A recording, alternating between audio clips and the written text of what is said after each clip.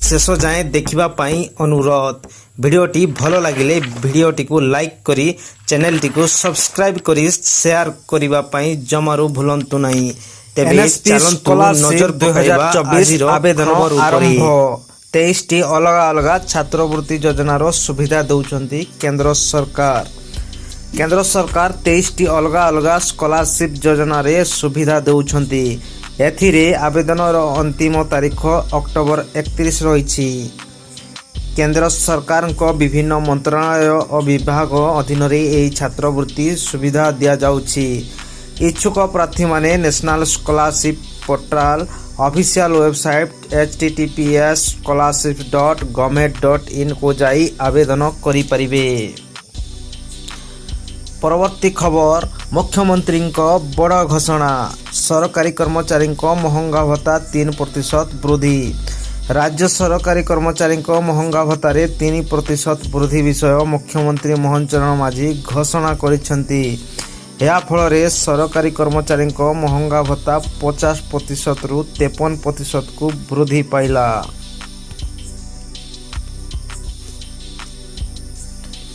परवर्ती खबर ओडिशार विभिन्न स्थान रे बात्या सूचना देला पाणीपाग विभाग। बंगोपसागर रे सृष्टि हेबाकु थिबा संभाव्य बात्या दाना ओडिशार स्थल भाग छुईब। एने भारतीय पाणीपाग विभाग पक्षरु सूचना दिया जायछि। बात्यार गतिपथ संपर्क रे भारतीय पाणीपाग विभाग आईएमडी पूर्वानुमान ट्राक जारी करिछि। आईएमडी अनुसार 22 अक्टोबर सकाल सुधा अवपात एवं 23 अक्टोबर सुधा बंगोपसागर रे पूर्व सेंट्रल उपसागर रे बात्या रूप नेबार संभावना रही। यापर 24 अक्टोबर सकाल सुधा उत्तर पश्चिम दिग को जाई ओडिशा पश्चिम बंग उपकूल उत्तर पश्चिम बंगोपसागर दिगरे जाई बालेश्वर एवं सागर थाईलैंड मध्य स्थलभाग छुईब।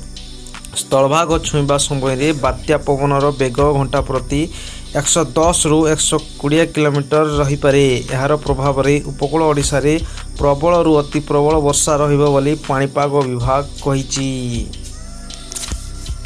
परवर्ती खबर केजरीवाल को बड़ झटका। आवेदन खारज कले सुप्रीम कोर्ट।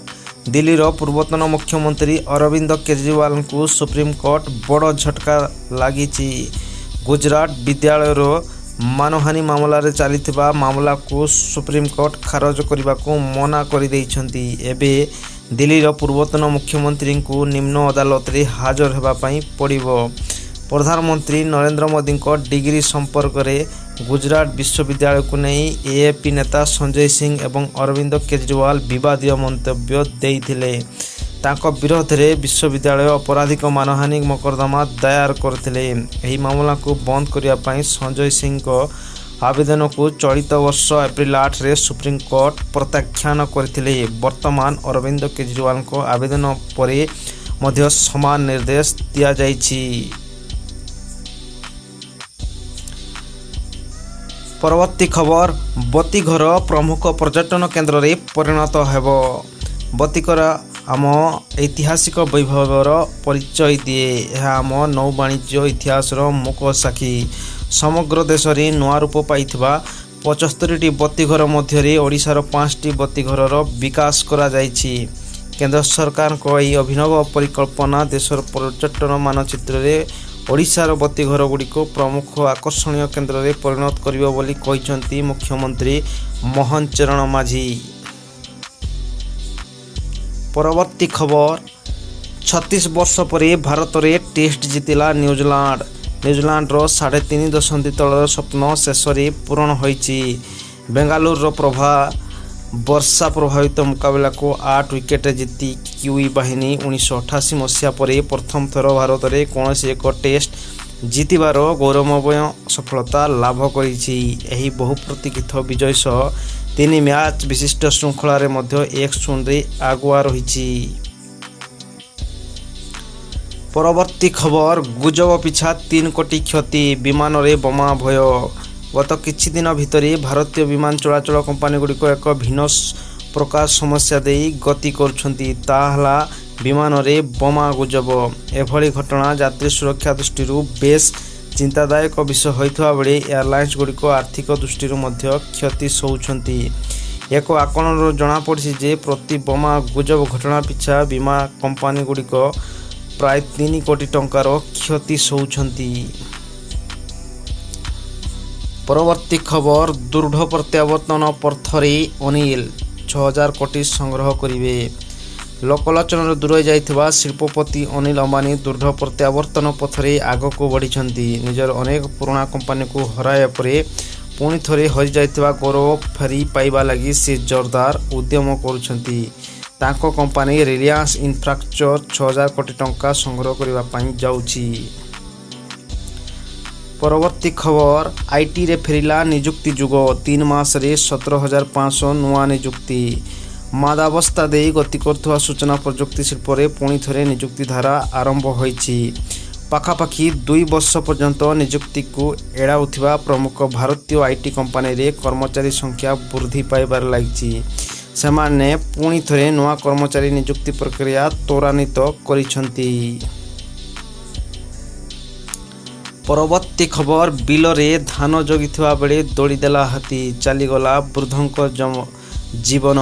କେନ୍ଦୁଝର ଜିଲ୍ଲା ବାଂଶପାଳ ବ୍ଲକ ଭୂୟାଁ ଜୁଆଙ୍ଗ ପିଢ଼ ରେଞ୍ଜ କୁଶକଳା ଗ୍ରାମରେ ଅଭାବନୀୟ ଘଟଣା। ବିଳମ୍ବିତ ରାତିରେ ବିଲରେ ଧାନ ଜଗିଥିବା ବେଳେ ହାତୀ ଆକ୍ରମଣରେ ଜଣଙ୍କର ମୃତ୍ୟୁ ଘଟିଛି। ମୃତକ କୁଶକଳା ଗ୍ରାମର ମହେଶ୍ୱର ମହାନ୍ତ ବୋଲି ଜଣାପଡ଼ିଛି। ଗାଁ ନିକଟରେ ଏବେ ବି 32 ଟିକିଆ ହାତୀପଲ ଘୁରି ବୁଲୁଥିବାରୁ ଲୋକେ ଆତଙ୍କିତ ଅବସ୍ଥାରେ ଅଛନ୍ତି।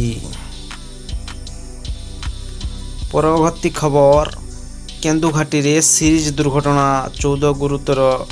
ଗଜପତି ଜିଲ୍ଲା ମୋହନ ଥାନା ଲିଲିଗଡ଼ ନିକଟସ୍ଥ କେନ୍ଦୁଘାଟିରେ ସିରିଜ୍ ଦୁର୍ଘଟଣା ଘଟିଛି। ଶ୍ରୀ ଜଗନ୍ନାଥ ଏକ୍ସପ୍ରେସ୍ ବସ୍ ଓ ଗୋଟିଏ ପିକଅପ୍ ଭ୍ୟାନ୍କୁ ଧକ୍କା ଦେଇ ରାସ୍ତାରେ 20 ଫୁଟ ତଳକୁ ଓଲଟି ପଡ଼ିଛି ଏକ ଯାତ୍ରୀବାହୀ ବସ୍। ଫଳରେ ଉଭୟ ବସ୍ରେ ଥିବା ଯାତ୍ରୀଙ୍କ ମଧ୍ୟରୁ ପ୍ରାୟ 20ରୁ ଅଧିକ ଯାତ୍ରୀ ଆହତ ହୋଇ। ପରବର୍ତ୍ତୀ ଖବର, ଶେଷ ହେବ ଭାରତ ଚୀନ ସୀମା ବିବାଦ, ପେଟ୍ରୋଲିଂକୁ ନେଇ ବୁଝାମଣା। ପ୍ରକୃତ ନିୟନ୍ତ୍ରଣ ରେଖାକୁ ନେଇ ଭାରତ ଓ ଚୀନ ମଧ୍ୟରେ ଚାଲିଥିବା ବିବାଦରେ ଏକ ଗୁରୁତ୍ୱପୂର୍ଣ୍ଣ ପଦକ୍ଷେପ ନିଆଯାଇଛି। ବୈଦେଶିକ ସଚିବ ବିକ୍ରମ ମିଶ୍ରି ଘୋଷଣା କରିଛନ୍ତି ଯେ ନିକଟରେ ଉଭୟ ଦେଶର ଅଧିକାରୀଙ୍କ ମଧ୍ୟରେ ଆଲୋଚନା ପରେ LOCରେ ପେଟ୍ରୋଲିଂ ବ୍ୟବସ୍ଥା ଉପରେ ଏକ ବୁଝାମଣା ହୋଇଛି। ଗତ କିଛି ସପ୍ତାହ ମଧ୍ୟରେ ହୋଇଥିବା ଆଲୋଚନା ଫଳରେ ଭାରତ ଚୀନ ସୀମାରେ ପେଟ୍ରୋଲିଂ ବ୍ୟବସ୍ଥାକୁ ନେଇ ବୁଝାମଣା ହୋଇଛି ଏବଂ ଏହା 2020ରେ ଏହି ଅଞ୍ଚଳରେ ଉପୁଜିଥିବା ସମସ୍ୟାର ସମାଧାନ କରିବାରେ ସହାୟକ ହେଉଛି। ତେବେ ଆଜିର ଖବର ଏତିକି। ତେବେ ଆସନ୍ତାକାଲିର ଖବର ଜାଣିବା ପାଇଁ ମୋ ଚ୍ୟାନେଲକୁ ସବସ୍କ୍ରାଇବ୍ ଏବଂ ସେୟାର କରିବା ପାଇଁ ଜମାରୁ ଭୁଲନ୍ତୁ ନାହିଁ।